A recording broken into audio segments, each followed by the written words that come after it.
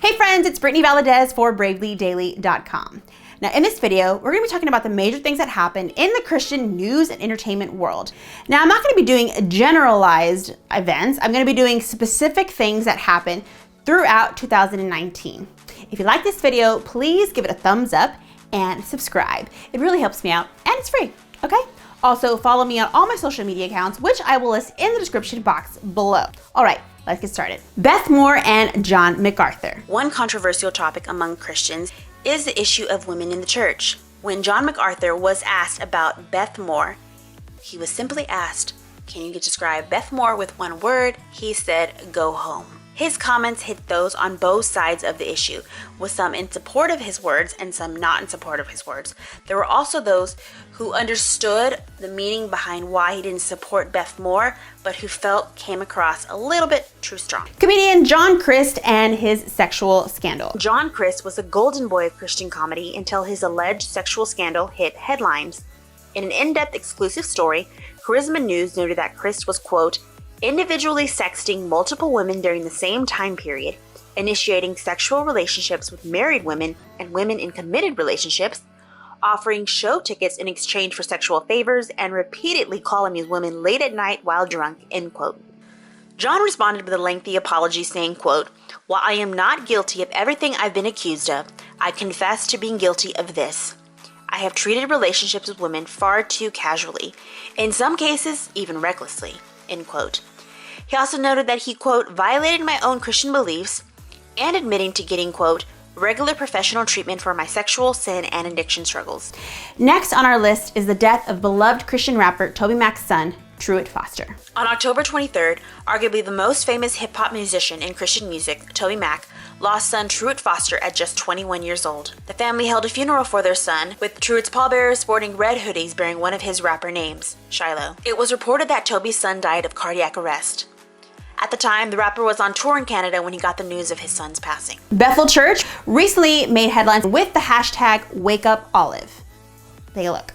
The Wake Up Olive hashtag started when Callie Helgenthal of Bethel Music and of Bethel Church urged Christians to pray for the resurrection of her daughter Olive, who died in her sleep on December 14th. The hashtag #WakeUpOlive spread throughout social media, and a GoFundMe was set up in hopes of raising $100,000.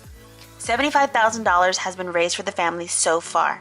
Bethel Church has previously come under fire for its alleged belief in grave soaking and its word of faith theology, as they, quote, declared that Olive would be raised from the dead. While Olive ultimately did not make it here on earth, she is resting in the arms of the Savior. Next on our list is the suicide of JARRID Wilson, a pastor at Harvest Church in Riverside, California. Young adults pastor JARRID Wilson of Greg Laurie's megachurch, Harvest, committed suicide on September 9th, which was Suicide Prevention Day. He was just 30 years old. JARRID struggled with mental health issues his entire life and previously attempted suicide. He was actually a mental health advocate and was also the founder of the suicide prevention organization, Anthem of Hope. He leaves behind wife Julie and their 2 sons. President Trump is always making headlines, but particularly this one hit Christians close to home. Yes, we're talking about Christianity Today's president supporting the impeachment of Donald Trump. The House voted to put forth 2 articles of impeachment towards President Trump. Christianity Today editor Mark published an article in support of President Trump's impending impeachment. Christianity Today was founded by Billy Graham, and both he and his son Franklin are prominent evangelicals who support conservative values, which are prized by the Republican Party, of which Donald Trump is a part of. Whether you're a Christian or not, you probably have heard of Hillsong Music. Now, Hillsong made headlines again this year, but for a specific reason. This year, one of Hillsong's worship leaders, MARTY left the Christian faith. Why? He had doubts. Thankfully, there's apologetics for that. In a now deleted post on Instagram, MARTY, who has penned numerous Hillsong hits and was an original member of the band, looked to have denounced his faith. He questioned his entire belief system, saying, quote, "I want genuine truth, not the, quote, I just believe it kind of truth. Science keeps piercing the truth of every religion. Lots of things help people change their lives, not just one version of God," end quote. With another post, he said, quote, "All I know is what's true to me right now, and Christianity just seems to me like another religion at this point," end quote. One of the most talked about movies this year, no matter what side of the aisle you are on, is the UNPLANNED movie. Yes, this movie told the story of a pro-life activist, Abby Johnson. Here's what happened.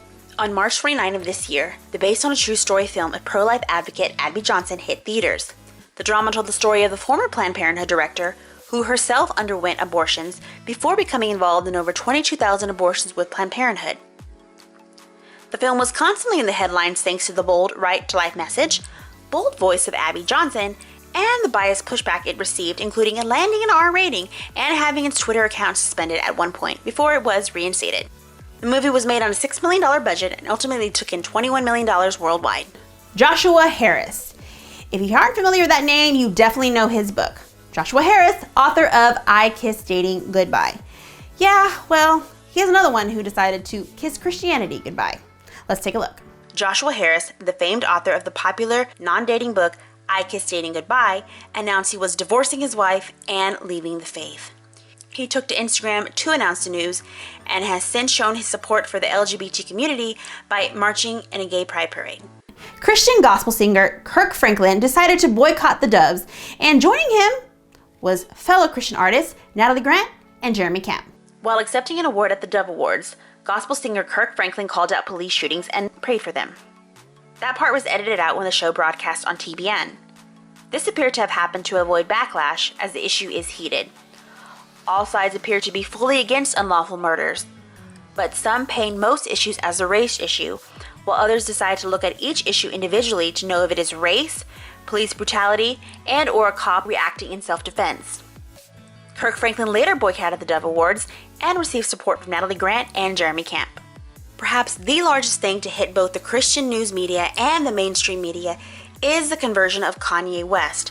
Kanye West was popular in secular music for many years, until this year when he led Sunday service worship and made his album Jesus is King all about the one true God, Jesus Christ.